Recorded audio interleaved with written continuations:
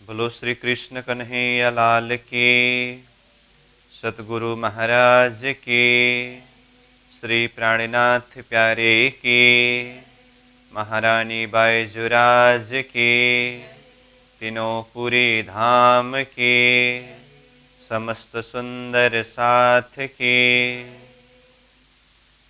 आनंद कंदम प्रभुदेव चंद्रम ब्रजेश रूपेण पुरापि जातं प्रवेश्य प्राप्तं प्रिय प्राणनाथं परेश पूर्णं सततं नमामि। ब्रह्म प्रिया जागरणाय जातः सर्वस्वपाता भवसिन्धुत्राता विज्ञानदाता निजधर्मधाता दिनैकबन्धो शरणं प्रपद्ये दिनैकबन्धो शरणं प्रपद्ये। बोलो श्री प्राणनाथ प्यारे की प्रणाम। उपस्थित संपूर्ण सुंदर साहजी साधक एवं साधिकाएं, प्रशिक्षण शिविर सत्र का आज हम 78वां दिवस के इस पावन बैठक में उपस्थित हुए हैं। सर्वप्रथम आप सभी को सप्रेम प्रणाम एवं स्वागत करते हुए आज का विषय वस्तु कक्षा सत्र को हम आगे प्रस्तुत करने जा रहे हैं। विशेष करके कल हम चर्चा कर रहे थे 4 प्रकार के प्रलय प्रसंग। इसका अर्थ क्या हुआ? जो ब्रह्मांड उत्पत्ति हुए थे ये नाशवंत है। किस अर्थ में? ये सब विषय भी हमने प्रलय प्रसंग के द्वारा खुलासा किया।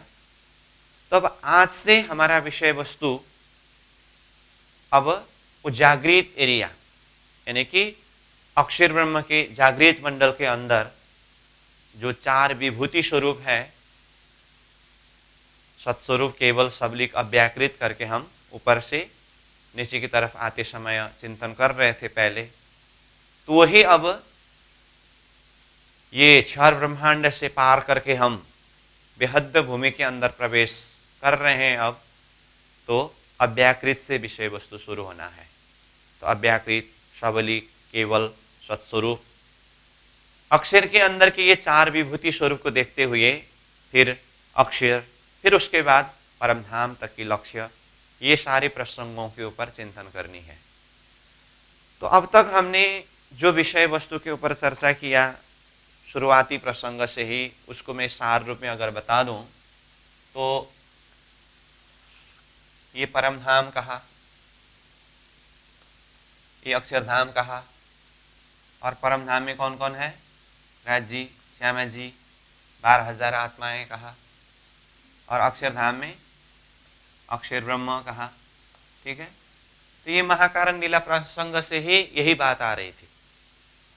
और परमधाम के अंदर हम आत्माओं ने श्रीराज जी की पातशाही और बाह्यदत्त के ईश्वर को समझ नहीं पाया, तो स्वयं श्रीराज जी ने ही आज के दिन आत्माओं को खेल दिखाऊंगा करके एक नया विचार हृदय के अंदर लिया। तो अक्षरातीत श्रीराज जी ने ही अक्षर ब्रह्म के ऊपर एक अज्ञान रूपी पर्दा, परामर्शी की पर्दा को डाल करके अक्षर ब्रह्म सपना में जाकर क्षर पुरुष के रूप में अपने आप को पाया और क्षर पुरुष के द्वारा सृष्टि विस्तार हुई। तो उस प्रसंग में हमने कहा था अक्षर ब्रह्म सपना में तो गए, तो सपना में जाते समय क्या जाता है? तो मन। तो इसका अर्थ अक्षर ब्रह्म के मन शब्द आ रहा है, तो इसका मतलब उनकी बुद्धि भी है, उनकी चित्त भी है, उनके अहम भी है। तो इस तरह से अक्षर के 4 अंतस्करण के विषय की बात हुई। तो अक्षर के 4 अंतस्करण, ये अहम, चित्त, बुद्धि, मन, इस तरह से बताया। और अहम का नाम क्या है? सत्स्वरूप ब्रह्म, चित्त का नाम केवल ब्रह्म, बुद्धि का नाम सबलिक ब्रह्म, और मन का नाम अव्याकृत ब्रह्म। तो अव्याकृत के अंदर भी 4 भाग है, महाकारण, कारण, सूक्ष्म, स्थूल करके, है ना। और उसमें भी स्थूल में प्रणव ब्रह्म है। वो प्रणव ब्रह्म भी 2 भाग में, अपर प्रणव और पर प्रणव होकर के, अपर प्रणव के द्वारा मोहरूपी जल और निर्जीव अंडा, पर प्रणव के द्वारा शुद्ध चेतन प्रवेश होकर के फिर ये सजीव होकर के आदिनारायण की रूप उत्पत्ति हुई। और आदिनारायण ने एक होम बहुश्याम कह करके ये सारा स्वप्निक जगत का विस्तार किया। तो इस तरह से समग्र में विराट प्रसंग में ये अक्षरातीत परम धाम, ये अक्षरधाम और अक्षर के 4 विभूति स्वरूप, सत्स्वरूप, केवल, सबलिक, अव्याकृत और अक्षर ब्रह्म का सपना का संसार, ये क्षर पुरुष आदिनारायण और ये आदिनारायण की सृष्टि, इस तरह से हमने शुरू में ये सारी बात क्लियर किया है। उसके पश्चात आदिनारायण के 4 शरीर का विस्तार प्रसंग में देखें तो ऊपर से देखें तो महाकारण, कारण, सूक्ष्म, स्थूल करके कहा, और वही नीचे से आते समय स्थूल, सूक्ष्म, कारण, महाकारण करके ये सारा हुआ। और प्राणनाथ जी की चौपाई के हिसाब से एक विराट के द्वारा लक्ष्य के संदर्भ में भी हद पार बेहद है, बेहद पार अक्षर, अक्षर पार वतन है, जागे इन घर करके ये स्वप्निक ब्रह्मांड को हद कहा। इससे परे ये अक्षर ब्रह्म का 4 अंतस्करण रूप बेहद, उससे भी परे अक्षर और उससे परे वतन परम धाम हमारा लक्ष्य है। इस तरह से विराट का एक थीम कंसेप्ट क्लियर होने के बाद हमने विराट विज्ञान दर्पण किताब के माध्यम से अध्ययन को प्रारंभ किया। तो ये नारायणी सृष्टि में सर्वप्रथम 14 लोक ब्रह्मांड, और ये 14 लोक ब्रह्मांड में भी मृत्युलोक से नीचे जो 7 पाताल, 7 पाताल में भी सबसे नीचे गर्भोदक समुद्र, यहाँ से वर्णन को प्रारंभ किया। और 7 पाताल का वर्णन हुआ, फिर मृत्युलोक का वर्णन हुआ, उसके बाद ऊपर का 6 स्वर्ग का वर्णन हुआ। तो ये 14 लोक ब्रह्मांड वर्णन होने के बाद फिर अष्टावरण का वर्णन हुआ, फिर उसके बाद ज्योति स्वरूप और गायत्री।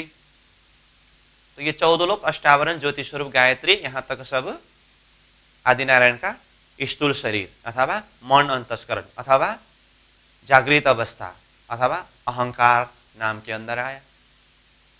उसके पश्चात गायत्री शक्ति से भी ऊपर मोह तत्व जो आदिनारायण की बुद्धि अंतस्करण है और सूक्ष्म शरीर है, और नाम में तो मोह तत्व है ही, और इसकी अवस्था क्या है? स्वप्न अवस्था है। तो ये मोह तत्व को भी अध्ययन किया, देखा। उसके पश्चात फिर कारण शरीर में इच्छा शक्ति जो चित्त अंतस्करण है, और जिसकी अवस्था क्या है? सुषुप्ति अवस्था है। तो उसके अंदर भी क्या क्या शक्ति है, ये सब हमने अध्ययन किया। उसके बाद फिर महाकारण मंडल में है तो एक ही, परंतु लीला भेद के हिसाब से 4 स्थान में विभाजन किया, शुद्ध स्थूल, शुद्ध सूक्ष्म, शुद्ध कारण, शुद्ध महाकारण। तो कहाँ कहाँ क्या क्या है ये सब भी देखा।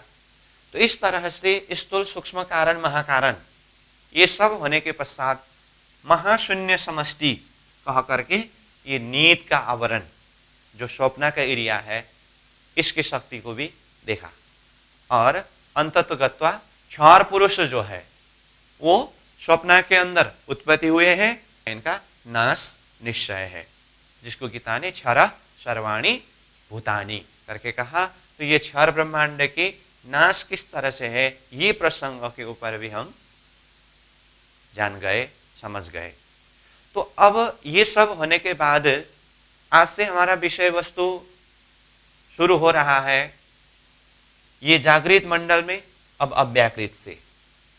ठीक है, अब अव्याकृत के विषय में शुरू में ही हमने जो किताब से प्रारंभ करने से भी पहले लेक्चर के माध्यम से अव्याकृत के अंदर, सबलिक के अंदर, केवल के अंदर, सत्स्वरूप के अंदर मुख्य मुख्य स्थान क्या क्या है और मुख्य मुख्य शक्ति क्या क्या है, इस विषय में चर्चा कर चुके हैं। उस हिसाब से अगर देखें तो अव्याकृत शब्द आते ही ये जागृत मंडल अक्षर ब्रह्म का मन स्वरूप है। और इसमें भी है तो एक ही, परंतु लीला भेद के हिसाब से 4 भाग में विभाजन किया है। तो नीचे से जाए तो पहले ये स्थूल, फिर सूक्ष्म, फिर कारण, फिर महाकारण, ठीक है। और उसमें भी स्थूल में देखे तो 2 भाग है, अपर प्रणव और पर प्रणव। हालांकि हमने किताब से शुरू नहीं किया है अभी, परंतु ये सारी बात हमने पहले लेक्चर के माध्यम से कवर कर चुके हैं, उस हिसाब से मैं बोल रहा हूं। अपर प्रणव और पर प्रणव हुआ। अपर प्रणव में ज्योति स्वरूप है और पर प्रणव में गायत्री शक्ति है। फिर उसी प्रणव ब्रह्म में 5 स्थान करके वर्णन किया, शुद्ध स्थूल, शुद्ध सूक्ष्म, शुद्ध कारण, ये 3 अपर प्रणव में, और शुद्ध महाकारण और निर्मल चेतन पर प्रणव में। इस तरह से वो प्रणव शक्ति, पंचशक्ति का 5 स्थान और उसके अंदर क्या क्या है ये भी देखा है, ठीक है। उसके बाद अव्यकृत का सूक्ष्म में काल निरंजन शक्ति कहा, अव्यकृत का कारण में अखंड 7 शून्य कहा, अव्यकृत के महाकारण में 4 स्थान और 4 लीला, सुमंगला शक्ति, पुरुष लीला 4 दीप, प्रतिबिंब ब्रज, प्रतिबिंब रास, ये सारी बात है। तो इस तरह से अब अव्यकृत के अंदर की बात हुई। तो ये सारी विषय अब हम किताब के माध्यम से अध्ययन करेंगे, वही बात आएगी। अव्यकृत का स्थूल करके, प्रणव ब्रह्म करके, फिर अपर प्रणव, पर प्रणव, फिर एक एक स्टेप वर्णन करते आगे जाएंगे। उसके बाद फिर शबलिक, जैसे शबलिक को देखें तो शबलिक में वैसे 5 स्थान है, परंतु शबलिक का स्थूल और अव्यकृत का महाकारण में एक ही प्रकार की लीला होने के कारण अव्यकृत के महाकारण को ही शबलिक का स्थूल बताया है। इसीलिए शबलिक के अंदर 4 भाग ही दिखाया। तो क्या क्या? सूक्ष्म, कारण, महाकारण और निर्मल चेतन। तो इसमें भी सूक्ष्म में चिदानंद लहरी, कारण में अखंड ब्रज गौलोक, महाकारण में अखंड रास और निर्मल चेतन में स्वयं शबलिक ब्रह्म कहा, ठीक है। और केवल धाम, केवल धाम में कोई भी विभाजन नहीं है। और सत्स्वरूप जो अहम अंतस्करण है, तो सत्स्वरूप में है तो 5 स्थान, परंतु यहां मुख्य रूप में 2 भाग करके महाकारण और निर्मल चेतन करके दिखाया है, ठीक। तो महाकारण में मूल प्रकृति का स्थान और निर्मल चेतन में स्वयं सत्स्वरूप ब्रह्म का स्थान करके ये प्रसंग हमने पहले चर्चा कर चुके हैं, ठीक है। अब इन्हीं विषयों को किताब के माध्यम से अध्ययन करते जाना है, लेकिन ये सारे विषय को किताब से अध्ययन करने से पहले हम एक विषय यहां उठाने जा रहे हैं, जो विषय भिष्ट। तो ये भिष्ट के संदर्भ में जब हमने पहले ये विराट विज्ञान दर्पण किताब से प्रारंभ करने से पहले ही ये विराट का कॉन्सेप्ट, महाकारण से कारण होते हुए कार्य रूप में सृष्टि विस्तार होने के बाद, फिर पाताल से लेकर के परम धाम तक की मूल मूल स्थान की बात सोपानवत रूप में चिंतन करते समय लगभग विराट का सारा कॉन्सेप्ट तब क्लियर किया था।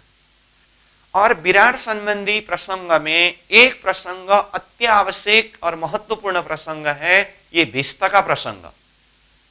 तो ये भिष्ट का प्रसंग, ये स्वप्निक जगत क्षर ब्रह्मांड के अंदर इतना ज्यादा जरूरत नहीं था, इसीलिए मैंने तब कहा था ये भिष्ट वाला एक प्रसंग है, परंतु ये प्रसंग हम पहले ये क्षर ब्रह्मांड को अध्ययन करके पूरा करेंगे। उसके बाद जब जागृत मंडल बेहद के अंदर प्रवेश करने का समय होगा, तो उस समय में ये भिष्ट वाला चैप्टर को पहले कॉन्सेप्ट क्लियर करेंगे, उसके बाद फिर आगे अध्ययन करेंगे, तो ये भी हम अच्छी तरह से समझ सकते हैं करके तब मैंने कहा था। तो अब हमारा वो वाला प्रसंग को यहाँ पर खुलासा करने का वक्त आ गया है।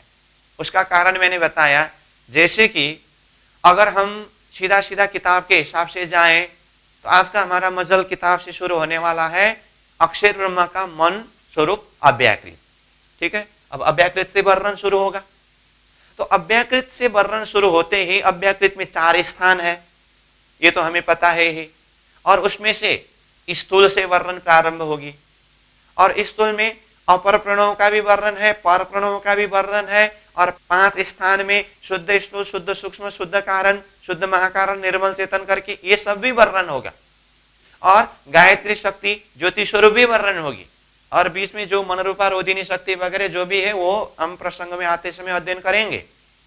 और साथ में अव्याकृत का स्थूल प्रसंग चलते चलते वहां पर एक सेंटेंस आता है, यहां अव्याकृत के स्थूल में ही संपूर्ण जग जीव का मुक्ति स्थान अथवा आम खलक भिष्टा है करके ये सेंटेंस आता है। और आम खलक भिष्टा संबंधी महामती प्राज्ञ जी की चौपाई जो वाणी में है वो चौपाई को यहाँ प्रासंगिक विषय को जोड़ करके यहाँ वो चौपाई को भी जोड़ दिया है और उसका व्याख्या है। तो हम अगर ये भिष्ट वाला कॉन्सेप्ट को पहले ही क्लियर नहीं करेंगे तो फिर वहां जाकर के उसको व्याख्या करना होता है, फिर एक भिष्ट को वर्णन करके नहीं होगा। फिर यहां से आगे बढ़ेंगे जब हम तो अव्याकृत का सूक्ष्म को अध्ययन करेंगे और अव्याकृत के कारण को अध्ययन करेंगे। तो अव्याकृत के कारण में अखंड 7 शून्य इच्छा शक्ति तो है ही, साथ में वहां पर ये अव्याकृत के कारण स्थान में नीचे से ऊपर की तरफ जाते समय दूसरा मुक्ति का स्थान पैगंबरी भिष्ट अथवा महर्षियों का मुक्ति का स्थान है करके ये शब्द आता है। और उस प्रसंग में फिर प्रासंगिक जो चौपाई है वो चौपाई यहाँ विराट विज्ञान दर्पण किताब में रखा है और उसका व्याख्या है। और ऐसे ही जब हम अव्याकृत के महाकारण मंडल में पहुंचेंगे तो महाकारण मंडल में भी सारा व्याख्या, अन्य तो हमने जो कंसेप्ट क्लियर किया है वही बात है। शुद्ध स्थूल में सुमंगला शक्ति कह करके उनके विषय में वर्णन करेंगे, शुद्ध सूक्ष्म में पुरुष लीला 4 दीप करके अब वो एक एक दीप की विशेषता को वर्णन करेंगे, शुद्ध कारण में प्रतिबिंब ब्रज, शुद्ध महाकारण में प्रतिबिंब रास, ये सब तो है ही। उसी बीच में शुद्ध सूक्ष्म स्थान जो है वहां पर यहां नीचे से ऊपर की ओर आते समय तीसरा भिष्टा अथवा तीसरा मुक्ति का स्थान जो नित्य वैकुंठ अथवा मलकुति भिष्टा का स्थान है करके वहां फिर मलकुति भिष्टा का नाम आएंगे। ठीक है, इसी तरह से फिर जाते जाते जब शबलिक का प्रसंग शुरू होगा तो शबलिक में सूक्ष्म में चिदानंद लहरी का वर्णन, कारण में अखंड ब्रज, महाकारण में अखंड रास और निर्मल चेतन में स्वयं शबलिक ब्रह्म, ये तो है ही। तो शबलिक के अंदर भी कारण, महाकारण और निर्मल चेतन 3 ही स्थान में भिष्ट भिष्ट भिष्ट करके ये भिष्ट का चैप्टर आता है। जैसे देखे तो शबलिक का कारण में ब्रज का मुक्ति स्थान करके वर्णन होगा, शबलिक का महाकारण में रास का मुक्ति स्थान करके वर्णन होगा, और ये दोनों को एक शब्द में 2 भिष्ट अव्वल लैल का ये शब्द वाणी में प्रयोग हुआ है। और शबलिक का निर्मल चेतन में मोहम्मदी भिष्ट, ये भिष्ट वर्णन होता है। और उसके बाद जैसे सत्स्वरूप में पहुंचेंगे केवल के पश्चात तो महाकारण में ईश्वरी सृष्टियों के अधिष्ठात्री जीवों के मुक्ति स्थान ये शब्द आता है, और सत्स्वरूप का निर्मल चेतन में ब्रह्म सृष्टियों के अधिष्ठात्री जीवों के मुक्ति स्थान ये शब्द आता है।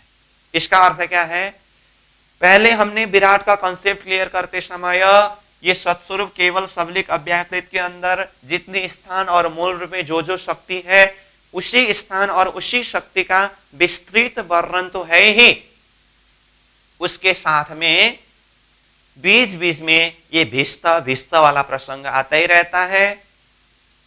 तो तब हमें फिर वहां पर व्याख्या करना, वो भी एक ही भिष्ट को खुलासा करने से ऊपर नीचे का संबंध के बिना नहीं होता है।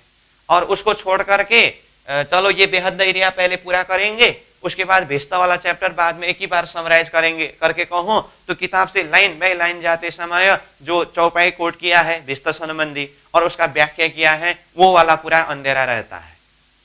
तो इसीलिए हमने सोचा कि बेहद एरिया में प्रवेश करने से पहले उसके अंदर आने वाला जो प्रसंग, अन्य प्रसंग तो जैसे हमने पहले ही चर्चा कर चुके हैं, कॉन्सेप्ट क्लियर हो चुका है, फिर मैंने उसी बात को आज एक बार रिकैप करा दिया हूं।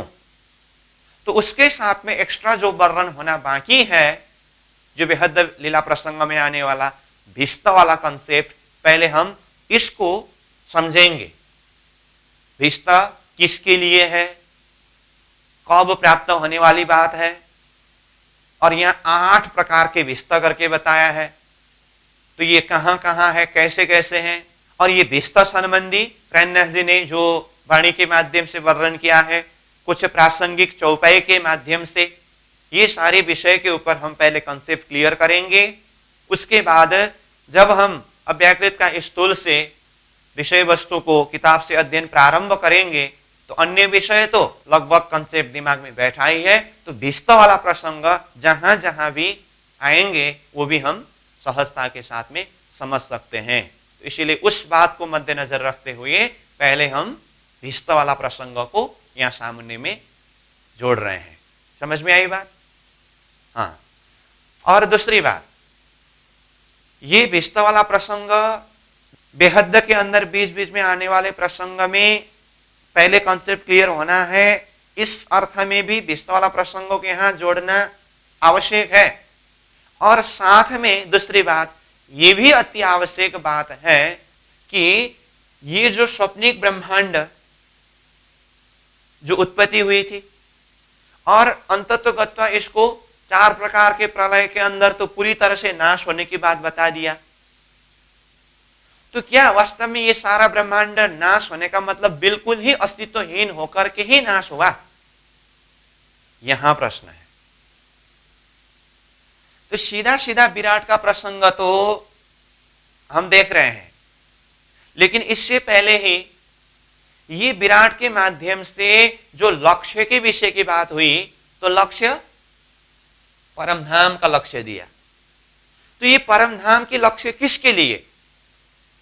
तो इस संदर्भ में पहले हमने 3 सृष्टि कॉन्सेप्ट के विषय की बात भी चर्चा में लाया है। 3 सृष्टि क्या क्या है? 3 सृष्टि, जीव सृष्टि, ईश्वरी सृष्टि और ब्रह्म सृष्टि। जीव सृष्टि किसे कहते हैं? आदि नारायण की उत्पत्ति होने के बाद आदि नारायण ने एक होम बहुश्याम कह करके जो अनंत जीव का विस्तार किया, आदि नारायण के द्वारा ये नींद के अंदर, स्वप्ना के अंदर उत्पत्ति जो जीव है उसे जीव सृष्टि कहा। और ईश्वरी सृष्टि अक्षरधाम से अक्षर ब्रह्म के अंदर की 24,000 वृत्ति, वो शक्ति यहां धरती में आकर के, यहां धरती के उत्तम जीव को पात्र बना करके उसके अंदर वो अक्षरधाम का सुरता प्रवेश हुआ। तो अक्षरधाम से आए हुए सुरता जब नारायणी सृष्टि के उत्तम जीव के अंदर प्रवेश हुआ तो ये ईश्वरी सृष्टि नाम से जाने गए, जो ब्रजमंडल में किस रूप में आए थे? कुमारी का सखी रूप में आए थे। इसी तरह से अब तीसरी सृष्टि ब्रह्म सृष्टि। तो ब्रह्म सृष्टि कौन है? परमधाम से ब्रह्मात्माओं की सुरता ये संसार के असत जड़ दुखमय संसार जगन्नाटक देखने के लिए आए। तो आते समय इन सुरता ने यहां धरती के उत्तम जीव को ही पात्र बना करके, अधिष्ठान बना करके वो उत्तम जीव के अंदर परमधाम की ब्रह्मात्माओं की सुरता प्रवेश हुई। तो ये सुरता अब यहां सृष्टि में उत्तम जीव के अंदर प्रवेश होने के बाद उनका नाम क्या रहा? ब्रह्म सृष्टि। तो इस तरह से जीव सृष्टि नारायण के द्वारा उत्पत्ति, ईश्वरी सृष्टि अक्षरधाम से आए हुए सुरता और ब्रह्म सृष्टि परमधाम से आए हुए सुरता। ये 3 सृष्टि कॉन्सेप्ट के विषय में हमने पहले ही चर्चा किया है। और परमधाम की ब्रह्मात्माएं तो धरती में ब्रह्म सृष्टि के रूप में आए, खेल देखने के लिए आए, अक्षरधाम से अक्षर की जो सुरता है धरती में ईश्वरीय सृष्टि के रूप में आए तो वो ब्रह्म सृष्टि की हाजुरी के रूप में, सेविका के रूप में आए। और ये जो नारायण के द्वारा एक ओम बहुश्याम कह करके जो सृष्टि में जीव का विस्तार हुआ है, ये जीव का विस्तार होने का कारण क्या था? ब्रह्मात्माओं को खेल दिखाने के लिए श्री राज्य के हुक्म के द्वारा सृष्टि विस्तार किया गया। तो वो सृष्टि के अंदर जीव की उत्पत्ति हुई। तो जीव की उत्पत्ति होने का महाकारण भी परम धाम की आत्माओं को खेल दिखाने के लिए है। इसीलिए ये जीव सृष्टि ने कितना मेहनत किया है। जो प्रसंग हमने श्री कृष्ण जी की त्रिधा लीला प्रसंग में वो परमधाम की सुरता को यहां धरती में उतारने से पहले स्टेज बनाने की बात चर्चा किया था। ब्रह्मा जी के एक परार्ध समय अवधि तक यहां धरती में जीव के ये प्रयास रहे कि वो परमधाम की ब्रह्मात्माओं को खेल के बीच में उतारते समय अथवा उतरने से पहले ही हम उन सुरताओं के लिए एक योग्य पात्र किस तरह से बने। तो जीव ने कितना मेहनत किया है देखिए। तो उन ब्रह्म आत्माओं के लिए स्टेज बनाने का सारा मेहनत किसने किया? जीव ने किया। और एकदम जीव पवित्र बने जब, तब जाकर के परमधाम की सुरता यही उत्तम जीव के अंदर प्रवेश होकर के, चाहे ब्रजमंडल में ब्रजक बधू के रूप में होकर के लीला किया हो, चाहे ये तीसरे ब्रह्मांड जागने के ब्रह्मांड में वही सुरता ने ब्रह्म सृष्टि नाम धारण करके ये खेल का अनुभव किया हो। यहां मेहनत जीव सृष्टि का बहुत ज्यादा है। वो सुरता को प्रवेश कराने तक की तैयारी में ये नारायण सृष्टि के जीव ने कोई साधारण सी मेहनत नहीं किया है। बहुत मेहनत करने पर जब स्वयं पवित्र जीव बने, उत्तम जीव बने, तो वो उत्तम जीव को एक पात्र बना करके, स्थान बना करके परमधाम से सुरता आकर के प्रवेश हो गए। और जो सुरता खेल को देखते हैं कि परमधाम से जो सुरता तो यहां आकर के खेल को देखा, लेकिन उसके लिए पूरा परिश्रम, पूरा मेहनत किसका है? जीव का है। ठीक। अब अंततोगत्वा ये सृष्टि के अपनी स्वतः प्रकृति के द्वारा ये सृष्टि तो नाशवंत है। क्यों? क्योंकि ये स्वप्निक रूप में उत्पत्ति हुए हैं। तो जिस तरह से हम सपना में जाते हैं, स्वप्न से जब हम जागृत में वापस आते हैं, तो जागृत में वापस आते समय स्वप्न का रूप जो था ना, वो स्वप्न का रूप नाश होता है। उस अर्थ में ये सारा स्वप्निक ब्रह्मांड, क्षर ब्रह्मांड अंततोगत्वा प्रलय काल में नाश होने वाला है। तो ये नाश के प्रसंग में सारा सृष्टि ही नाश बोलने के बाद सृष्टि के अंदर जो कुछ भी है वो सब नाशवंत है। अब जो कुछ भी है कहने से सृष्टि के अंदर रूप में देखेंगे तो बहुत सारे चीज है, जैसे 14 लोक कहा, अष्टावरण कहा, ज्योति स्वरूप, गायत्री, मोहतत्व, इच्छा शक्ति, नारायण, महाशून्य, समष्टि। उसके अंदर देखेंगे तो अब जीव, त्रिदेव, शेष नारायण, आदि नारायण, ये अलग अलग रूप में देखा ना, ये सब नाशवंत है। लेकिन उसका सार प्राणनाथ जी ने एक ही चौपाई में बताया, जो चौपाई पहले हमने यहाँ किताब से अध्ययन करते समय ही देखा है। 5 तत्व, 6ठी आत्म, शास्त्र सबों की ये मत। 5 तत्व है और 6ठी आत्मा तत्व है। तो ब्रह्मांड का सार इतना ही है। कहने का अर्थ ये प्रकृति का नाश अथवा क्षर ब्रह्मांड नाश कहने का मतलब हुआ 5 तत्व भी नाश और उसको संचालन करने वाले जो जीव है, चेतन है, वो भी नाश।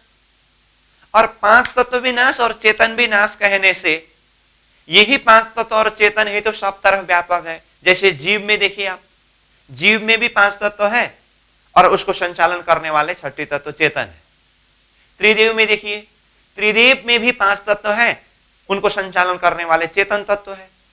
शेष नारायण में देखिए, शेष नारायण में भी 5 तत्व है और उनको संचालन करने वाले छठी चेतन तत्व है। और स्वयं आदि नारायण में देखिए, आदि नारायण में भी वही 5 तत्व है और उस 5 तत्व को संचालन करने वाले छठी तत्व चेतन तत्व है। तो 5 तत्व और छठी चेतन कहने से जीव से लेकर के आदि नारायण तक सब इसी के अंदर आ गया। और अंततगत ये सब क्या कहा? नाश कहा। ये स्वतः सृष्टि की प्रकृति की बात बोल रहा हूं मैं, ठीक है। इसी बात को महामती प्राणेश जी ने शास्त्रों के शब्दों का सार निकाल करके ये प्रकृति के अंदर 5 तत्व अथवा जीव से लेकर के ईश्वर यानी कि आदिनारायण क्षर पुरुष तक के नाश के विषय में क्या कहा? वेदों कथ कथ यो कथ्या सब मिथ्या 14 लोक बकते बकते यो बक्या एक अनेक सब होक। प्राणेश जी की चौपाई। इसका अर्थ क्या है? वेदों कथ कथ यो कथ्या, वेद ने कहते हुए व्याख्या करते हुए ये भी स्पष्ट रूप में कहा है कि मिथ्या 14 लोक, ये 14 लोक ब्रह्मांड सारा मिथ्या है, झूठा है, नाशवंत है। 14 लोक ब्रह्मांड को तो मिथ्या कहा, चलो यहां तक ठीक है। लेकिन कहते कहते यहां तक कहा, आगे कहते हैं बकते बकते यो बक्या एक अनेक सब हो। एक स्वप्न का आदि ईश्वर आदि नारायण, एक अनेक, एक आदि नारायण के द्वारा एक हम बहुश्याम कहते समय जो अनेक रूप में जीव का विस्तार हुआ है उसको यहां अनेक कहा। तो एक इजकल टू आदि नारायण, अनेक इजकल टू जीव, तो सब हो, एक अनेक सब हो। एक ईश्वर भी नाश होगा और अनेक जीव भी नाश होगा। इस तरह से शास्त्र ने ही स्पष्ट रूप में कहा है, जिस बात को प्राणेश जी ने चौपाई के माध्यम से सार रूप में समझाया। ठीक है, तो ये सारा सृष्टि नाशवंत है और अखंड अविनाशी वो ब्रह्म स्वरूप परमात्मा स्वरूप ही है। ये शास्त्र के अंदर यत्र तत्र सर्वत्र संकेत करके रखा है। जैसे ब्रह्म सत्यम जगद मिथ्या, इसका अर्थ क्या हुआ? सत्य यानी कि अविनाशी अखंड स्वरूप वो ब्रह्म यानी कि परमात्मा है। और जगत के लिए क्या कहा? जगत मिथ्या, ये झूठा है। झूठा मतलब नाशवंत है। इस तरह से ये स्वप्निक जगत के नाश निश्चय रूप में ही है, ये हर प्रकार से बताया है। तो ऐसे ही प्रसंगों का सार जो 4 प्रकार का प्रलय प्रसंग जो कल हमने अध्ययन किया, ये ब्रह्मांड की अपनी स्वतः प्रकृति है। काल के अंदर ही, समय के अंदर ही ये सारा सृष्टि नाश होने वाला ही है। 5 तत्व भी और उसके अंदर के चेतन कहलाने वाला शक्ति भी। ठीक है,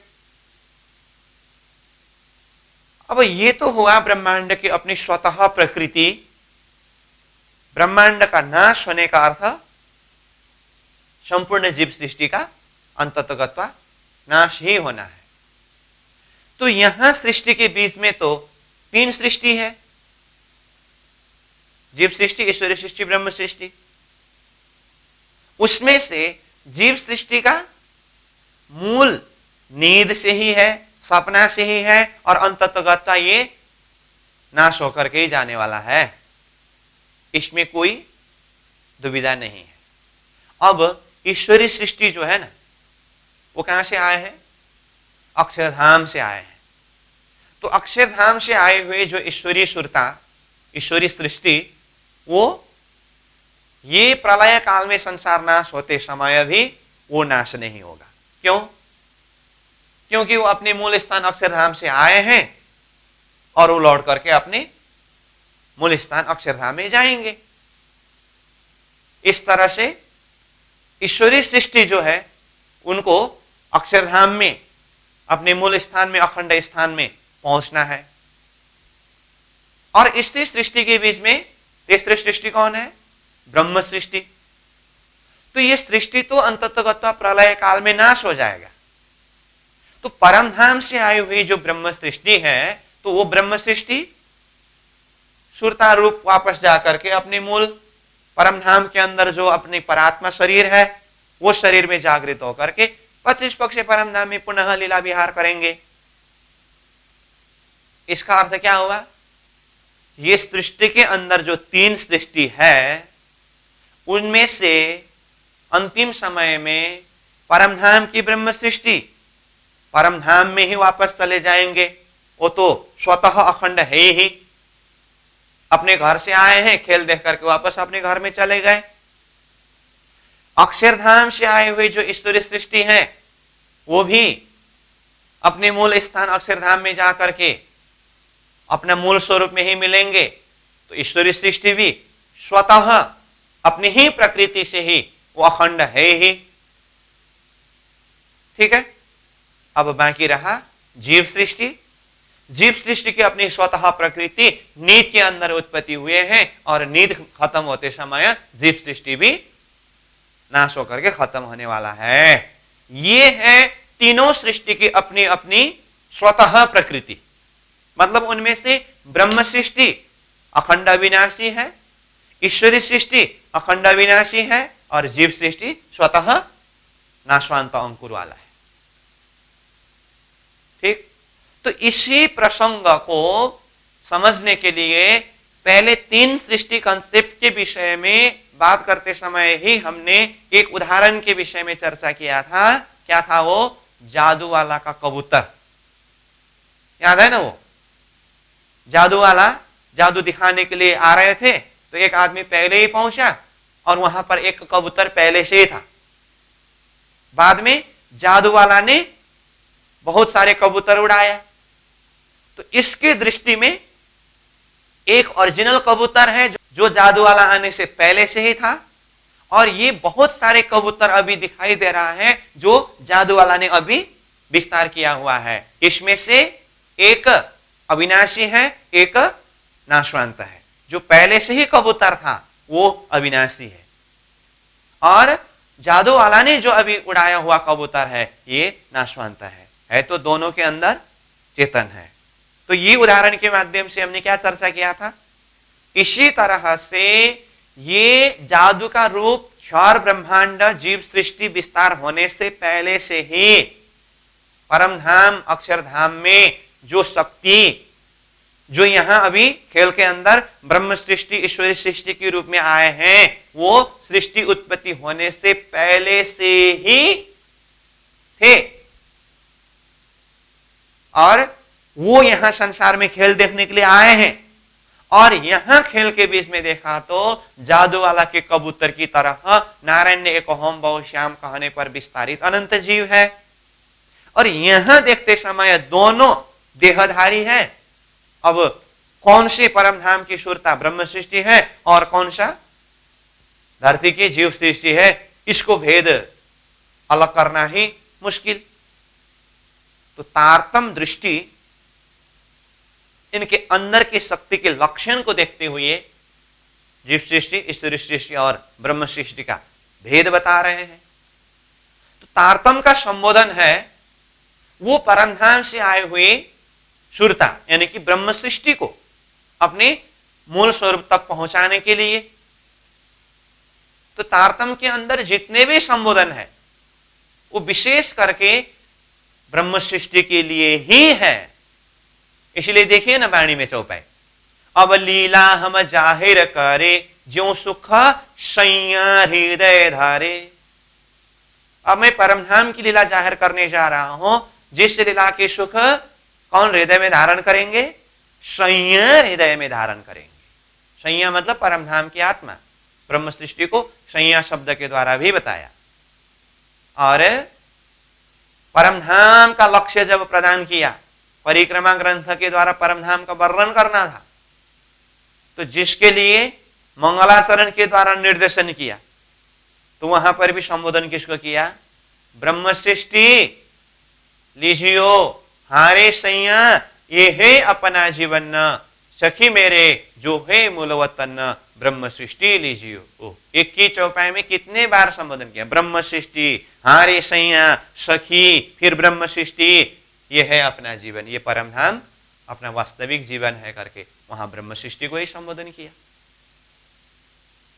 तो वाणी के अंदर संबोधन ब्रह्म सृष्टि के लिए ही है, और कुछ प्रसंग में जीव के लिए भी संबोधन है। तो इसका अर्थ ये तारतम्य के माध्यम से जो अखंड सुख के विषय की बात की है, ये सिर्फ ब्रह्म सृष्टि के लिए ही है? प्रश्न। तो इस विषय में अधिकार के हिसाब से ब्रह्म सृष्टि के लिए ही है, लेकिन अब ब्रह्म सृष्टि के लिए करके तारतम्य का प्रकाश धरती के बीच में जाहिर तो हो ही गया। अब बाकी ईश्वरीय सृष्टि अपने हिसाब से इसका लाभ उठा सकते हैं, जीव सृष्टि अपने हिसाब से इसका लाभ उठा सकते हैं, किसी में किसी भी प्रकार का प्रतिबंध नहीं है। इसीलिए प्रणय जी ने क्या कहा? अवलीला हम जाहिर करे, जो सुख सैया हृदय धरे, पीछे सुख होशी सबन पसर से 14 भवन।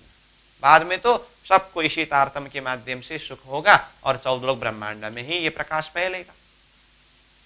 इसका अर्थ मुख्य लक्ष्य ब्रह्म सृष्टि के लिए है, साथ में ईश्वरीय सृष्टि और साथ में जीव सृष्टि को भी तारतम्य के माध्यम से वो सुख को अनुभव करना है। ये तो तारतम्य ने ऊपर से प्रदान किया हुआ सुख। इसको हम इस तरह से समझते हैं कि जैसे धान का खेती करते हैं ना, तो धान का खेती करते समय वो धान में पानी डालना होता है और खाद डालना होता है। तो धान में पानी डालते समय, खाद डालते समय उद्देश्य क्या है, लक्ष्य क्या है? धान के लिए लक्ष्य रख करके ये पानी डाला है ना, खाद डाला है ना, लेकिन वो खेत में धान के साथ में अन्य झाड़ भी आता है ना, तो वो भी उसी तरह से वो पानी का, वो खाद का लाभ लेता है। उसको वो पानी, वो खाद का लाभ लेने का मौका कैसे मिला? क्योंकि वो धान के खेत में साथ भी वो भी आए। ये उदाहरण है। इसी तरह से ये सृष्टि के अंदर 3 सृष्टि है, जीव सृष्टि, ईश्वरीय सृष्टि, ब्रह्म सृष्टि। इसमें जो अखंड ज्ञान, परमधाम का ज्ञान, तारतम्य का प्रकाश धरती में विशेष करके ब्रह्म सृष्टि के लिए लक्ष्य रख करके जाहिर किया गया है। जैसे कि एक खेती करने वाला धान को लक्ष्य रख करके पानी और खाद को डालता है, उसी तरह से ये तारतम्य का सिंचन ब्रह्म सृष्टि के लिए है, परंतु धान के साथ में आया हुआ अन्य झाड़ भी उसका लाभ ले लेता है। इसी तरह से ब्रह्म सृष्टि के संगत में आए हुए जीव सृष्टि है, वो भी तारतम्य के माध्यम से उसका लाभ उठा सकते हैं। समझ में आई बात? तो यहां पर तारतम्य विषय में इसीलिए जोड़ रहा हूं क्योंकि स्वतः 3 सृष्टि की अपनी मूल, उस हिसाब से देखें तो ब्रह्म सृष्टि परमधाम से आए हैं, वो लौट करके परमधाम में ही जाएंगे। अखंड से अखंड में ही गया, ठीक। ईश्वरीय सृष्टि अक्षरधाम से आए हैं, खेल खत्म होने के बाद अक्षरधाम में अपने मूल स्थान में ही जाएंगे। ये भी हिसाब किताब बराबर हुआ। जीव सृष्टि स्वप्न के अंदर उत्पत्ति हुए हैं और जब तक खेल खेलना है, ये खेल चलना है, तब तक चलता रहेगा। और सृष्टि नाश होते समय, यानी कि स्वप्न नाश होते समय, स्वप्न के अंदर की सारा जीव भी नाश होना है। और यहां जीव ही नहीं, एक अनेक सब फोक जीव का ईश्वर स्वयं क्षर पुरुष, वो भी स्वप्न के अंदर के होने के कारण वो भी नाश होने वाला है। तो ये है स्वतः प्रकृति। इसका अर्थ क्लियर विजन ये समझना है कि जीव सृष्टि नाशवांत ही है, प्रलय काल के समय तक में भी। यहां तक मैंने तीनों सृष्टि की अपनी अपनी स्वतः स्थिति, स्वतः स्वभाव की बात की। अब हम विषय वस्तु को यहां जोड़ रहे हैं भीष्ता वाला प्रसंग। आप सोच रहे होंगे भीष्ता वाला प्रसंग तो आया ही नहीं, उसी के लिए हम भूमिका बना रहे हैं। तो ये भीष्ता 8 प्रकार के भीष्ता है। भीष्ता शब्द का अर्थ मुक्ति का स्थान, जो ये बेहद मंडल में है। भीष्ता शब्द का अर्थ क्या बोला? मुक्ति का स्थान, अखंड मुक्ति का स्थान है वो। तो ये भीष्ता वाला प्रसंग हम चर्चा करेंगे, परंतु विषय वस्तु पहले क्लियर ये होना पड़ेगा, भीष्ता किसके लिए? बेहद एरिया में 8 प्रकार के भीष्ता अथवा 8 प्रकार के मुक्ति का स्थान प्रसंग आ रहा है, तो वो किसके लिए है ये तो पहले जानना पड़ेगा ना। और ये कब के लिए है ये भी जानना पड़ेगा ना। तो इस बात को खुलासा करने के लिए मैं उसी का भूमिका रूप में ये 3 सृष्टि के विषय की बात यहां पर चर्चा कर रहा था। तो ये भीष्ता है जीव सृष्टि के लिए। किसके लिए कहा? जीव सृष्टि के लिए। और ये भीष्ता जीव को कब प्राप्त होने वाला है इस विषय में देखें तो जब ये सारा सृष्टि ही प्रलय काल में नाश होने का जो प्रसंग है, तो ये सारा सृष्टि नाश होते समय जीव को वो बेहद मंडल में 8 प्रकार के मुक्ति के स्थान, वहां पर अलग अलग स्थान में जीव को अलग अलग मुक्ति का स्थान दिया है। इसका अर्थ भीष्ता जीव सृष्टि के लिए है। अब यहां प्रश्न आया, पहले जब 3 सृष्टि कॉन्सेप्ट की बात हुई तो ब्रह्म सृष्टि तो परमधाम से आए हैं, अंतिम काल में वो परमधाम में ही जाएंगे, ठीक है। ईश्वरीय सृष्टि अक्षरधाम से आए हैं, वो अक्षरधाम में जाएंगे, ठीक है। लेकिन जीव का तो अपना स्वतः स्वभाव तो नींद के अंदर उत्पत्ति होने के कारण ये तो अंततोगत्ता नाशवांत था। तो फिर ये जीव को बेहद मंडल में अष्टभिष्ट की बात कहां से आई? ये प्रश्न आया कि नहीं आया? जीव के अपने स्वतः प्रकृति, स्वतः स्वभाव के हिसाब से हम अब तक क्या चर्चा कर रहे थे? नारायण स्वयं नींद के अंदर, स्वप्न के अंदर उत्पत्ति हुए हैं और नारायण के द्वारा एक होम बहुश्याम करके जो जीव का विस्तार हुआ है, और ये सपना मिटते समय सारा जीव भी मिटने वाला है, नाश होने वाला है। इसका अखंड का कोई स्थान ही नहीं है। ये स्वतः जीव की अपनी प्रकृति है, अपनी स्वभाव है। तो फिर भीष्ट का प्रसंग जब आ रहा है तो फिर इन्हीं जीव सृष्टि को बेहद मंडल में 8 स्थान जो अष्टभिष्ट का प्रसंग आ रहा है, तो हमने कहा कि ये भीष्ट किसके लिए? तो जीव सृष्टि के लिए। कब प्राप्त होगी? जब ये सारा सृष्टि प्रलय काल में नाश हो जाएगा तब। तो ऐसे नाशवांत अंकुर वाले, जिसका अखंड होने का कोई अस्तित्व ही नहीं, ऐसे जीव को फिर यहां बेहद मंडल में भीष्ट कैसे प्राप्त हुआ? ये प्रश्न खड़ा हुआ। कैसे प्राप्त हुआ भीष्ट? नाशवांत अंकुर वाले जीव को अखंड मुक्ति का स्थान कैसे प्राप्त हुआ? अब इसके लिए यहां पर खड़ा करना होता है महामती प्राणनाथ जी को। विस्तार प्रसंग बता रहा हूं, ठीक है, कॉन्सेप्ट बिल्कुल क्लियर करना पड़ेगा।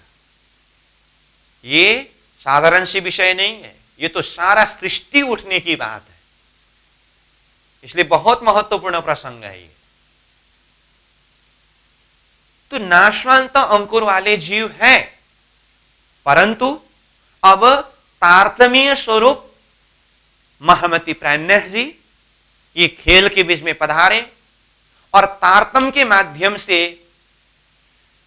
ये सारे सृष्टि के और अलग अलग आत्माओं के स्थिति को देखा। तो स्वतः स्वभाव के हिसाब से देखते समय प्राणनाथ जी ने भी यही देखा। परम धाम से आए हुए ब्रह्म सृष्टि का मूल परम धाम ही है, अंततोगत्वा वो परम धाम मूल मिलाव में ही पहुंचेंगे। और अक्षरधाम से आई हुई जो सुरता यहां मृत्युलोक में जो है वो अंततोगत्वा अक्षरधाम में अपने मूल में ही मिलेंगे।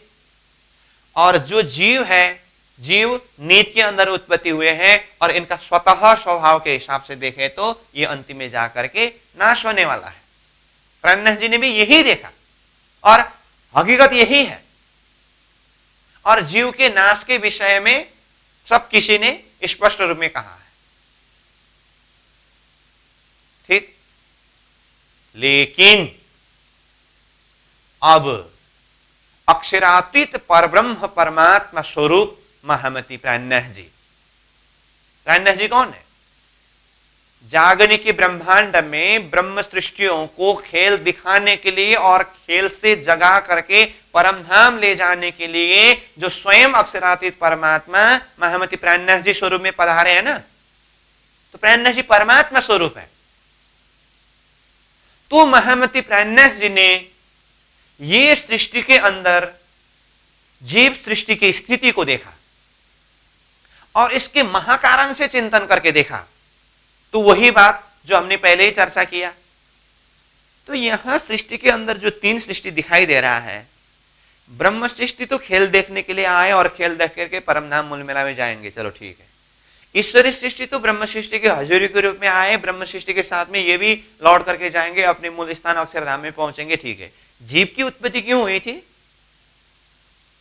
जीव ने तो खेल देखने के लिए मांग तो किया नहीं था, तो जीव की उत्पत्ति क्यों हुई?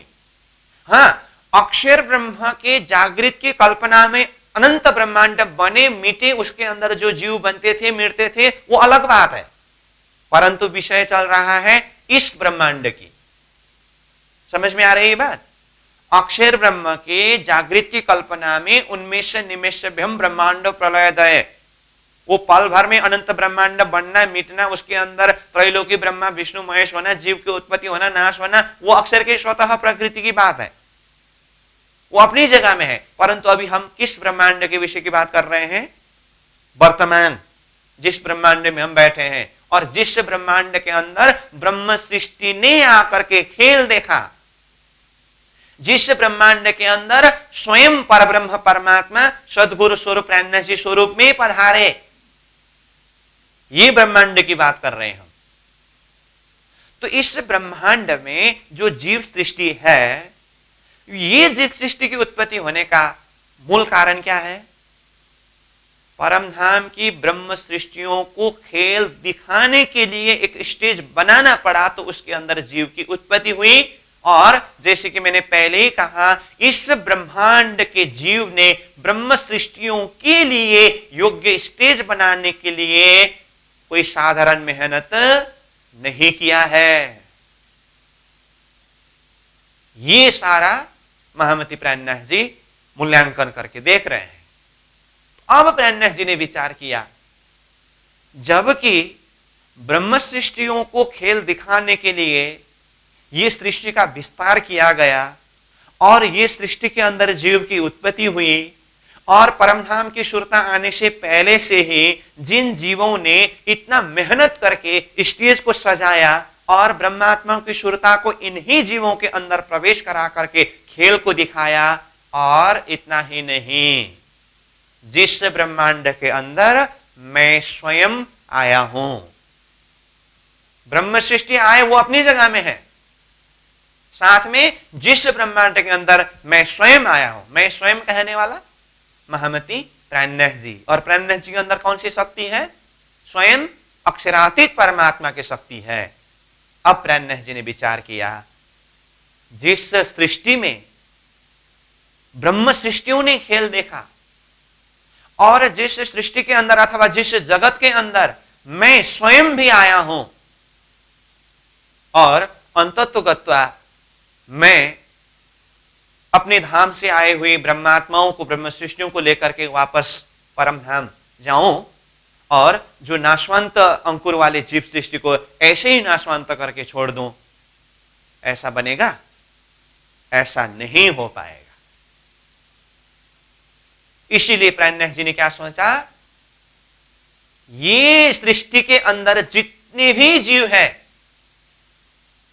इनको मैं अखंड सुख प्रदान करता हूं।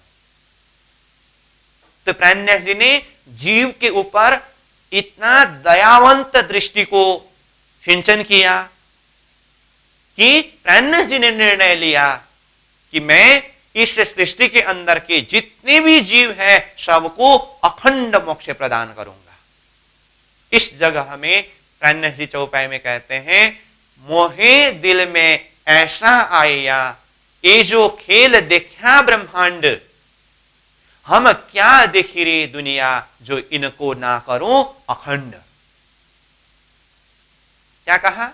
मुझे अंतर हृदय से, अंतर दिल से ऐसा विचार प्रकट हो रहा है, मुझे दिल में ऐसा आया, ये जो खेल देखा ब्रह्मांड, ये जो स्वप्निक ब्रह्मांड के अंदर ब्रह्म सृष्टियों ने खेल देखा अथवा हमने खेल देखा, हम क्या देखी रे दुनिया, जो इनको ना करो अखंड। क्या कहा प्राणनाथ जी ने? हम क्या देखी रे दुनिया, हमने ये दुनिया संसार देखा करके कैसे प्रमाणित होगा अगर ये दुनिया को, ये सृष्टि को अखंड न करो तो इसका अर्थ ये सारा सृष्टि को ही अखंड करने का उद्देश्य महामती प्राणनाथ जी का है। उसमें कारण क्या है? एक तो जीव सृष्टि के ऊपर कृपा है, क्योंकि धनी बड़े कृपालु कहा है ना, जीव सृष्टि के ऊपर कृपा है। कृपा किस अर्थ में? जीव सृष्टि की स्वतः अपनी प्रकृति अखंड होने का कोई अंकुर ही नहीं है, ऐसे नाशवांत अंकुर वाले को भी महामती प्राणनाथ जी अखंड मोक्ष प्रदान कर रहे हैं। ये सिर्फ और सिर्फ प्राणनाथ जी अथवा परमात्मा स्वरूप की कृपा ही है। दूसरी बात, ब्रह्म सृष्टि ने खेल देखा, देखा हुआ खेल को पूरी तरह से मिटा दिया। बाद में जाकर के ब्रह्म सृष्टि ने खेल देखा था, उसका क्या प्रमाण है कहेंगे तो प्रमाण क्या होगा, उसका निशानी क्या होगा? कोई एक मॉडल, कोई नमूना भी तो चाहिए कि हाँ हमने खेल देखा था।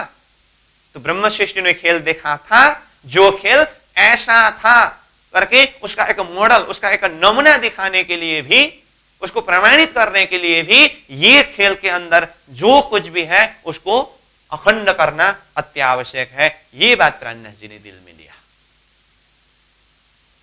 समझ में आई बात? इसीलिए भीष्टा जीव सृष्टि के लिए है। स्वतः जीव की प्रकृति से देखें तो इनका अखंड होने का कोई क्षमता ही नहीं है, लेकिन परब्रह्म परमात्मा स्वरूप महामती प्राणनाथ जी ने तारतम के बल से जीव के ऊपर ऐसी कृपा बख्श किया जिसके द्वारा जीव को अखंड मोक्ष का स्थान प्रदान किया। इस जगह में महामती प्राणनाथ जी कहते हैं, ब्रह्म सृष्टि को ऐसो नूर जो दुनिया थी बिना अंकुर, ताए नए अंकुर करा किए नह चल देख नजर। तो ये चौपाई महामती प्राणनाथ जी किस भाव से प्रस्तुत कर रहे हैं? ब्रह्म सृष्टि को ऐसो नूर ब्रह्म सृष्टि के अंदर ऐसा नूर है, ऐसा प्रकाश है, ऐसा ताकत है, ऐसा बल है कि जो दुनिया थी बिना अंकुर, दुनिया वाले यानी कि जीव सृष्टि अंकुर बिना के थे, किस अर्थ में? अखंड होने के अर्थ में। जीव सृष्टि का अखंड होने का कोई अंकुर ही नहीं था, परंतु ब्रह्म सृष्टि ने क्या किया, अथवा तारतम के बल ने क्या किया? ताए नए अंकुर करा। ताए मतलब वो नाशवंत अंकुर वाले जीव, जिसके अंदर अखंड होने का कोई अंकुर ही नहीं था। जैसे हम बार बार कह रहे हैं ना, सपना के अंदर उत्पत्ति हुए हैं, सपना में ही नाश होने वाला है, ये अखंड होने का कोई अंकुर ही नहीं था। ऐसे नाशवंत अंकुर वाले जीव को भी ताए नए अंकुर कर, नया अंकुर भर करके, नया अंकुर मतलब जिस नया अंकुर के द्वारा अखंड हो सके नाशवंत जीव भी। तो इस तरह से नाशवंत अंकुर वाले जीव में भी अविनाशी होने का नया अंकुर भर करके किए निहेचल। नाशवंत जीव सृष्टि को भी क्या किया? निहेचल यानी कि अखंड किया। कहां? बेहद भूमि में, 8 भिस्त में। और देख नजर, ब्रह्म सृष्टि तो उसको अपनी नजर से देखेंगे ही, जीव सृष्टि स्वयं भी वो अखंड सुख अपनी नजर से देखेंगे।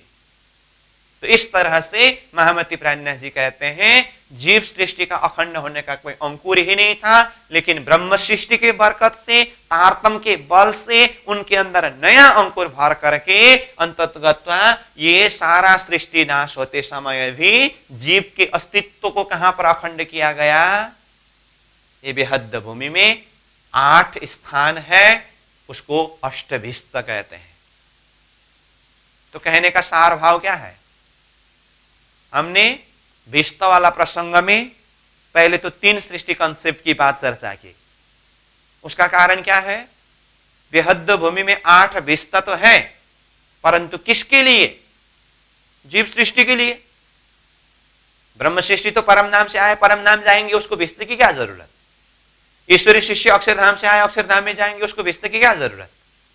जीव सृष्टि जो स्वप्ना के अंदर उत्पत्ति हुए हैं, नाशवंत अंकुर वाले हैं, उसको अखंड मोक्ष प्रदान करना है। इसीलिए भिस्त जीव सृष्टि के लिए। और ये कब प्राप्त होगी? इसके लिए कहा प्रलय काल में। प्राणनाथ जी को तो सारा सृष्टि का एक सिद्धांत जाहिर करना है ना। प्रलय काल में, अंतिम में जब सारा सृष्टि नाश होकर के खत्म हो जाएगा, उस समय में जीव के लिए वो अखंड मुक्ति के स्थान देकर के वहां पर अखंड करना है। और जीव का स्वतः स्वभाव तो नाशवंत है, तो ऐसे नाशवंत अंकुर वाले जीव को वो अखंड मुक्ति का स्थान किसने प्रदान किया? अक्षरातीत स्वरूप प्राणनाथ जी ने, तारतम के बल से, ब्रह्म सृष्टि की ताकत से। उसका कारण क्या था? जिस ब्रह्मांड में ब्रह्मात्माओं ने आकर के खेल देखा और वो ब्रह्मांड के जीव को उतना अखंड मुक्ति का स्थान भी प्रदान न करे, तो फिर ब्रह्म सृष्टि और अक्षरातीत परमात्मा कहलाने वाले तो स्वार्थी हो गए ना। हमारे गांव शहर में भी तो कोई बड़े आदमी कोई आते हैं, तो गांव के बच्चे कुछ प्रोग्राम शो करते हैं, तो जो बड़े गेस्ट आते हैं तो वो बच्चों को कुछ बख्शिश दे करके जाते हैं ना। आया और बच्चों ने इतना मेहनत किया, कुछ बख्शिश भी दिए बिना चले गए, दोबारा कौन बुलाएंगे उनको? तो ऐसे ही ब्रह्म सृष्टि और स्वयं परमात्मा ये जीव सृष्टि के खेल देखने के लिए आए, तो जीव सृष्टि को भी तो कुछ बख्शिश तो देना पड़ेगा ना। तो बख्शिश के रूप में क्या दिया?